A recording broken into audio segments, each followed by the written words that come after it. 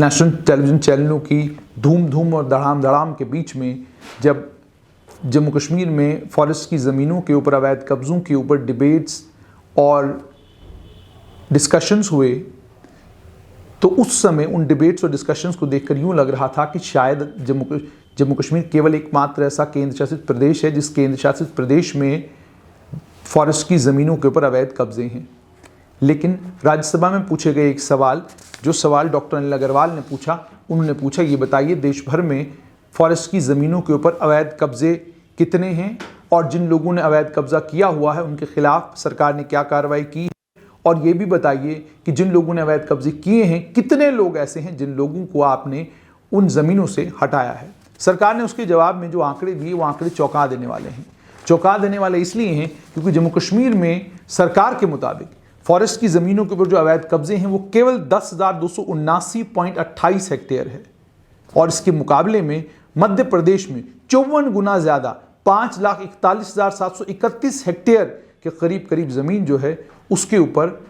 अवैध कब्जे हैं। आसाम में 3,63,142.20 हेक्टेयर, कर्नाटका में 83,092.6 हेक्टेयर, महाराष्ट्र में 61,270.35 हेक्टेयर, अरुणाचल प्रदेश में 53,450.43 हेक्टेयर, आंध्र प्रदेश में 34,358.33 हेक्टेयर, उड़ीसा में 33,154 हेक्टेयर, झारखंड में 26,496 हेक्टेयर, तमिलनाडु में 15,593.64 हेक्टेयर,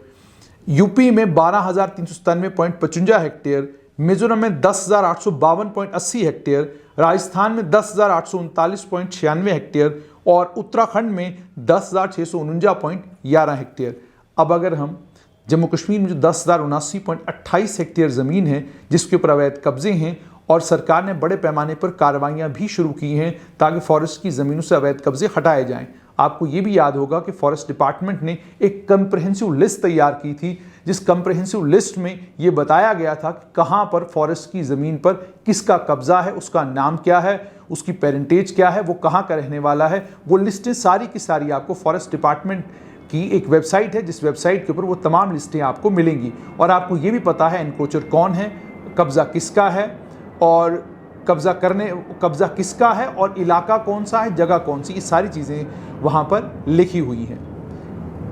जम्मू कश्मीर में 10,279.28 हेक्टेयर के ऊपर जो लोग काबिज हैं उसकी तफसील तो सारे अखबारों में आ चुकी है, उसके ऊपर दुनिया भर की राजनीति भी हो चुकी है। लेकिन क्या इतना ही शोर आपने कभी नेशनल चैनलों के ऊपर आसाम में जो फॉरेस्ट की ज़मीनों के ऊपर कब्जे हैं उसको लेकर सुना?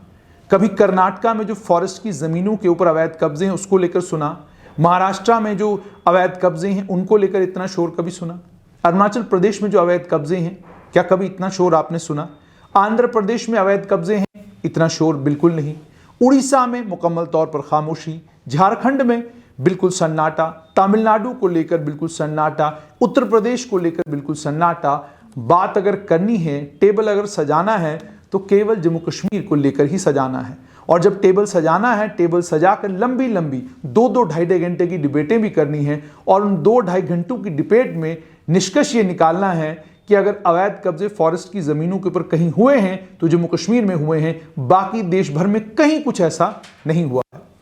और आप अगर प्रशासन के काम करने का आज तरीका भी देखेंगे, यूं लगता है कि प्रशासन केवल जम्मू कश्मीर के लोगों को डिसिप्लिन करने में लगा हुआ है, यानी प्रशासन ये बताने की कोशिश कर रहा है कि बाकी देश भर में हालात बहुत अच्छे हैं, बाकी देश भर में कहीं फॉरेस्ट की ज़मीनों के ऊपर कोई कब्जा नहीं, जो परेशानी है, जो दिक्कत है वो सिर्फ जम्मू कश्मीर में है। ये तथ्यों से बिल्कुल परे है। हकीकत ये है कि डॉक्टर अनिल अग्रवाल के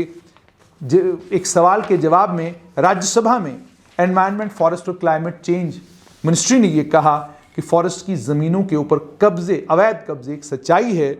और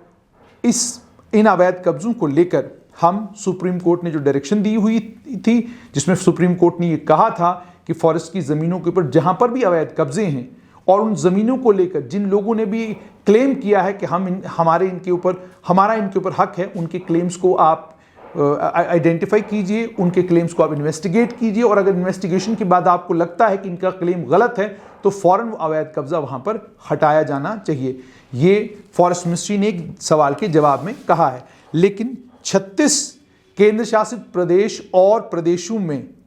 केवल दादर और नागर हवेली और दादर और नागर हवेली के अलावा लक्षद्वीप, पुडुचेरी और गोवा, यही 3-4 आपको केंद्र शासित प्रदेश और प्रदेश मिलेंगे जहां पर फॉरेस्ट की ज़मीनों के ऊपर कोई ज़्यादा कब्जे नहीं हैं। बाकी पूरे देश की स्थिति ये है कि देश का कोई भी राज्य और कोई भी केंद्र शासित प्रदेश ऐसा नहीं है जहां पर फॉरेस्ट की ज़मीनों के ऊपर अवैध कब्जे नहीं हैं। लेकिन मैंने बहुत टटोला कि मैं अलग अलग प्रदेशों की फॉरेस्ट डिपार्टमेंट की वेबसाइटों के ऊपर जाकर देखूं कि क्या वहां पर जिन लोगों ने ये अवैध कब्जे किए हुए हैं उनकी डिटेल्स मौजूद हैं। तो मुझे किसी भी फॉरेस्ट डिपार्टमेंट की वेबसाइट के ऊपर ये डिटेल्स नहीं मिली कि किस आदमी ने कितनी ज़मीन कहाँ पर फॉरेस्ट की